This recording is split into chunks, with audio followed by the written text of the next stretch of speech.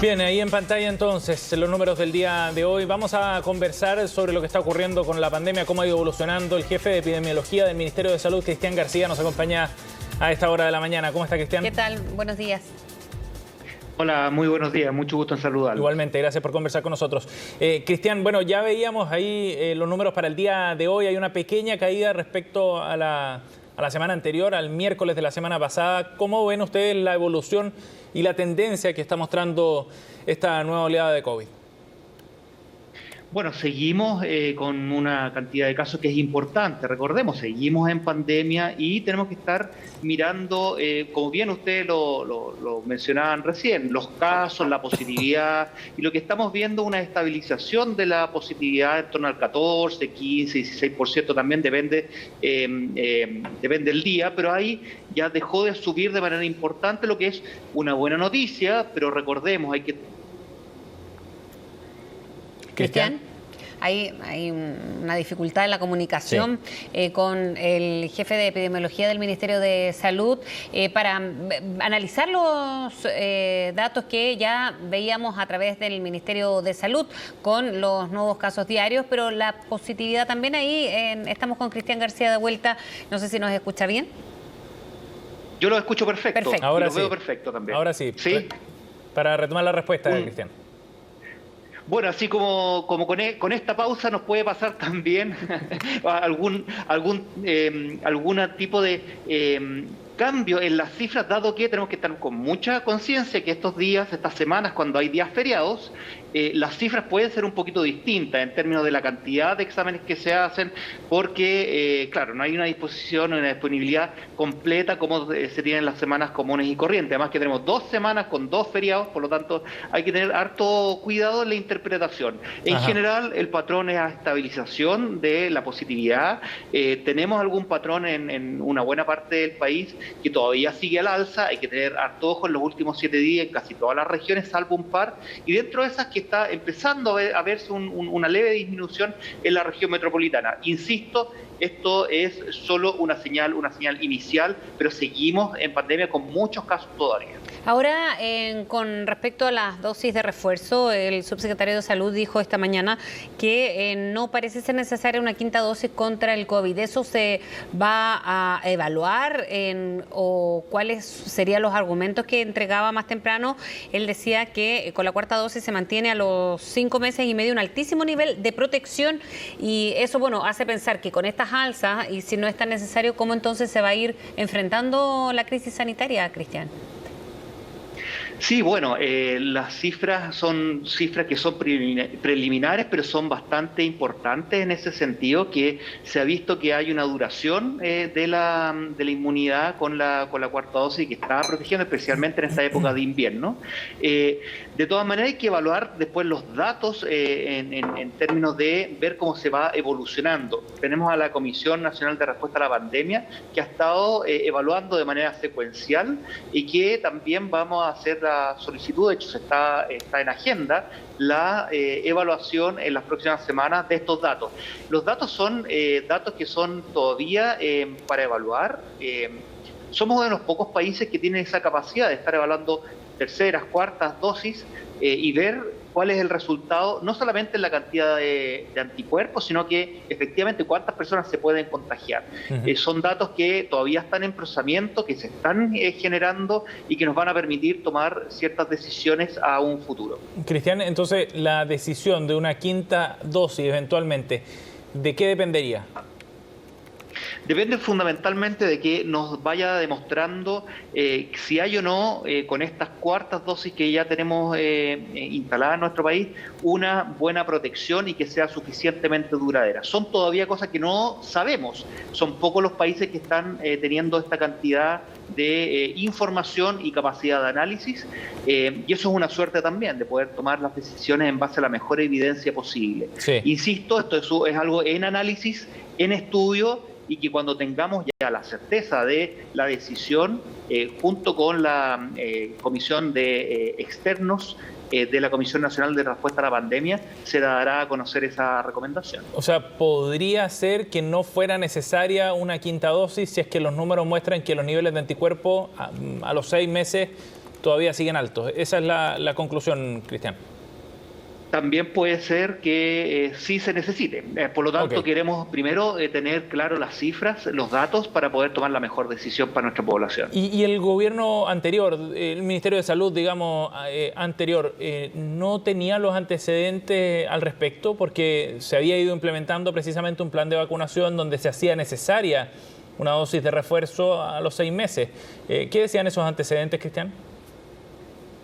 No, decían que había cierta protección y que la protección, como lo sabemos con la evidencia mundial, es que a medida que pasa el tiempo se va reduciendo la inmunidad, y eso se vio claramente, especialmente con las dosis iniciales, con las 2 primeras dosis para la gran mayoría. Sabemos que hay algunas vacunas que es solo una dosis, pero para el esquema primario eso se vio, y por eso también la administración anterior tomó decisiones en base también a esta plataforma de análisis, y eso es muy favorable y eso nos ha llevado a estar en una buena situación como la que estamos ahora. ¿Y cómo se ve, primero, cuánto es el plazo que podría ser adecuado como para evaluarlo, ¿no? Por esta nueva dosis de refuerzo? Y lo otro es que con tanto virus circulando en estos meses, incluso se han adelantado y extendido las vacaciones de invierno, entonces ahí ¿cómo sopesan ambos motivos para ver si necesitamos otra dosis? O sea, lo primero es ver cómo va el rendimiento de la cuarta dosis, ver la capacidad que tienen las personas de protección en términos de infectarse, pero también de enfermar gravemente. Recordemos que aquí hay varias cosas.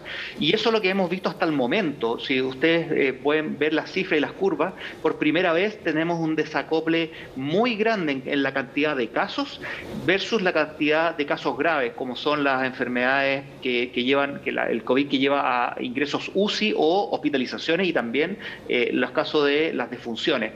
Eso es algo muy interesante de analizar en términos de que diagnosticamos mucho y pareciera estar menos grave respecto a las alzas anteriores. ¿Y el plazo adecuado para eso, Cristian?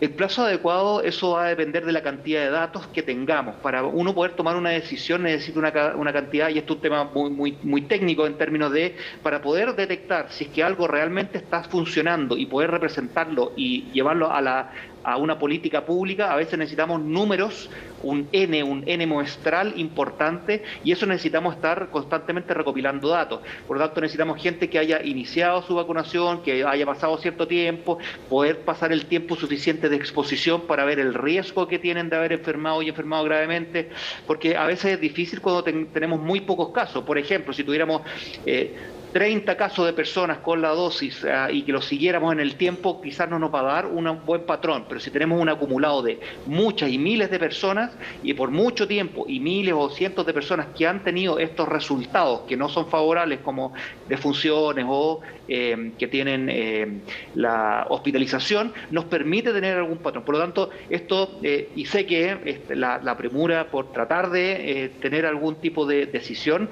pero necesita, para ser fidedigna, para ser confiable, un número de personas y de eventos a evaluar que tiene que ser importante, y no siempre eso es tan inmediato. Cristian, pero no están contra el tiempo, digamos, en esta decisión. Se lo pregunto porque si uno saca las cuentas, la cuarta dosis a los adultos mayores se aplicó a comienzos de año, en enero. Si uno va llevando las cifras en el calendario, estos 6 meses, digamos, de protección que eventualmente, según lo que se había planteado, genera la vacuna, bueno, ya en julio deberían estar pensando en una nueva dosis, en la quinta. ¿Están contra el tiempo entonces en tomar la decisión o no? No necesariamente, porque las cifras nos dicen otra cosa, y ustedes pueden ver la cantidad de casos que son complicados, las casos de los fallecidos que todavía están completamente desacoplados respecto a la alza de casos. En ese sentido nos da la tranquilidad de que tenemos que tener las mejores cifras posibles para tomar la mejor decisión posible. Esto se habló de la Comisión Nacional de Respuesta Pandémica, lo de la quinta dosis o la nueva dosis de refuerzo. Se evaluó hace algunas semanas y la indicación fue reevaluar en un tiempo más, y eso es parte del calendario que tenemos de discusiones. Tenemos un calendario de varias preguntas, de varias discusiones, de recomendaciones, y esta es una de ellas. Ajá. Cristian, ¿y qué dice la evidencia a nivel internacional sobre este tema? Porque una cosa son el análisis que el Ministerio haga, ¿no?, acá en Chile, pero a nivel internacional, ¿hay estudios sobre esto y qué es lo que plantean?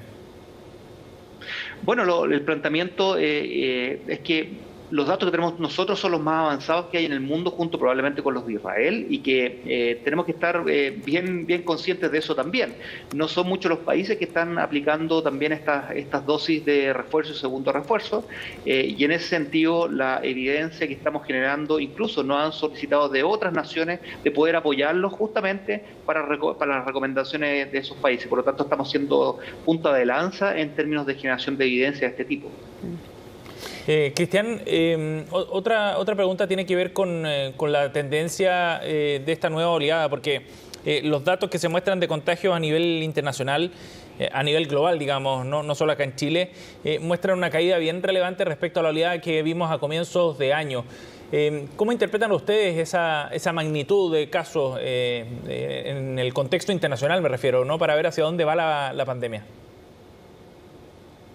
Bueno, hay varias explicaciones, pero una de las que es más importante es que hay un aumento de casos dado la cantidad de nuevas subvariantes que tenemos, y eso ha generado estas segundas oleadas después de las Omicron que vimos a principios de año en algunos países, a finales del año pasado en algunos de los países, a principios de este año también, y después son estas nuevas subvariantes que siguen aumentando, y probablemente ahí hay algún grado de importancia en términos de la inmunidad cruzada y la protección que puede generar las vacunas y también la exposición a este virus. Hay un término que nosotros ocupamos en dinámicas de enfermedades transmisibles, que es la cantidad de población susceptible, y que es la cantidad de la gente que pudiese infectarse de una cierta enfermedad.